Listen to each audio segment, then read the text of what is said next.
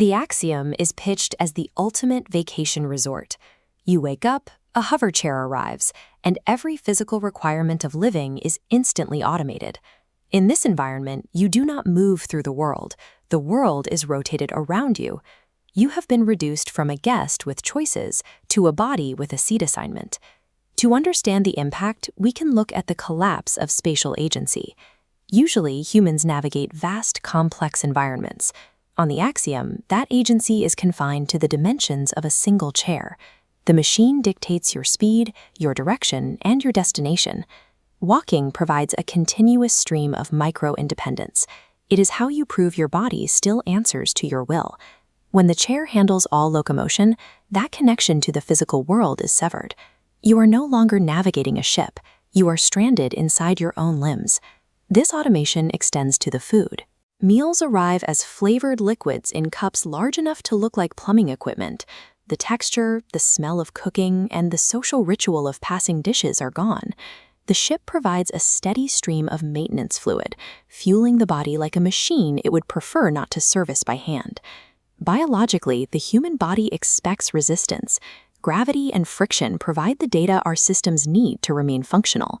Muscles stay strong because they are forced to argue with the weight of the world. Without that tension, without heavy doors to pull or stairs to climb, the body begins the process of atrophy. This creates a unique environment where profound medical weakness is the standard lifestyle. Because everyone on the ship suffers from the same physical decline, the loss of basic human function is no longer seen as an emergency. It is simply the way the passengers live. The ship is psychologically static.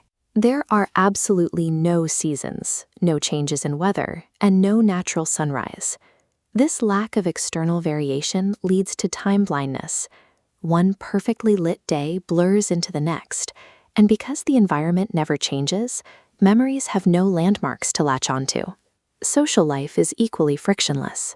Passengers interact through screens, even when floating inches apart. Community depends on the friction of accidental eye contact and the effort of being present. When every interaction is mediated by a corporate interface, the social bonds that build empathy begin to dissolve. This chart shows the total vertical integration of the Axiom. The government, the food supply, and the education system all funnel into a single corporate emblem. By and large is the weather, the school, and the law. When one company owns reality, convenience becomes a form of unquestioned authority. Control is maintained through gentle nudging rather than force. Robotic systems clean spills, redirect traffic, and manage schedules with a smile. If a passenger behaves unexpectedly, the system quietly reroutes them. The ship suppresses curiosity by making it easier to simply stay in the flow. Human survival depends on desirable difficulties. Pain tells you where your limits are, and boredom signals a need for creation. By padding the world so thoroughly, the Axiom removes the very discomfort that humans use to learn and adapt. Total safety functions as a slow transaction. In exchange for never being inconvenienced, the passengers trade away their ability to be brave, resilient, or useful. It is a life lived without feedback. Generations born on the ship experience a shifting baseline. They do not miss the Earth because they have no memory of it. To them, the planet is a story in a video, a place their ancestors used to live, rather than a home they have lost. Childhood is managed by design. Healthy development requires unstructured play and the risk of falling down. On the Axiom, the floor is smooth and the environment is predictable. This safety robs children of the chance to test their balance or explore a world that can surprise them. Convenience also creates a privacy paradox. For the ship to anticipate a passenger's needs, it must monitor their location, their orders, and their habits at all times. In a hyper-convenient system, there are no spaces left to make a private, unmeasured mistake. This lack of effort affects romance as well. Genuine intimacy requires focused attention and the shared effort of building a life. When a machine handles every chore and every distraction is a click away, relationships become strangely thin. Basic attention becomes an act of rebellion. Without friction, risk, or the space for private failure, the human experience narrows. The passengers aren't just losing their health, their very identities are shrinking into shallow, easily managed profiles. The captain holds the title of leader, but the ship's automation has absorbed all real authority. He has a ceremonial user account, trained by the system to wait for announcements rather than make decisions. If a crisis occurs, the person at the top has no more experience with reality than the passengers below.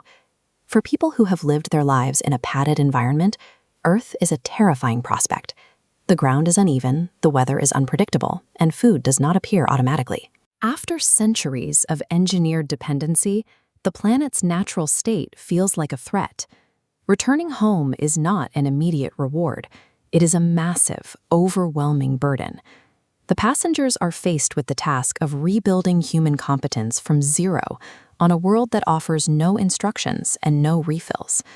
Humans are biologically wired to minimize effort and seek comfort. When an environment removes every obstacle, that biological drive becomes a trap. It creates a velvet prison, where the walls are made of excellent customer service. This form of confinement is more effective than traditional oppression.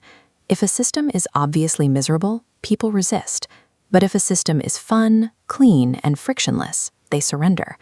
The Axiom doesn't need to crush the human spirit. It simply keeps it entertained. The ultimate cost of this endless service is the loss of agency. The ship solves problems so completely that the passengers forget how to solve them for themselves. They have everything they want, except a reason to get up. The tragedy of the Axiom is the loss of individual purpose. True independence is a heavy weight, and it requires facing a demanding world with no machine left to carry you. That first step is the hardest, not because the ground is dangerous, but because for the first time, the choice is yours.